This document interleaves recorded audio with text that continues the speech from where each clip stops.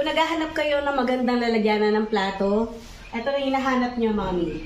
O, diba? Kasi yung malalaking plato, tapos meron siyang 3 layer. So, ito, lalagay ko na yung mga plato namin. Pwede yung malaking plato dito kasi ito malaki to mga mi. Iba yung size niya, pero kasya siya. Hindi tulad dati, yung lalagyanan namin ng plato, hindi kasya yung ganito kalaking plato. So, ito meron pa lalagyanan. At ang maganda dito, mahihila mo to.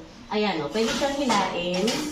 Ako lang nag-assemble nito. Kapag dumating sa inyo to, meron namang instruction. I-follow nyo lang. Sobrang dali lang. So, hindi ko na nahintay yung mister ko nun. Ako lang nag-assemble nito.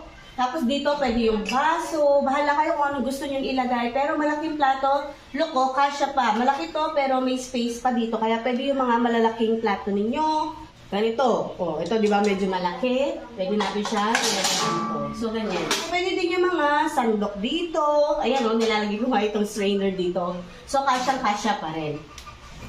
Ang ganda, di ba? Meron tong 2 kulay, meron ding ibang size, pero ito yung pinakamalaki yung binili ko. Gusto niyo rin mga mi, ilalagay ko na lang yung link.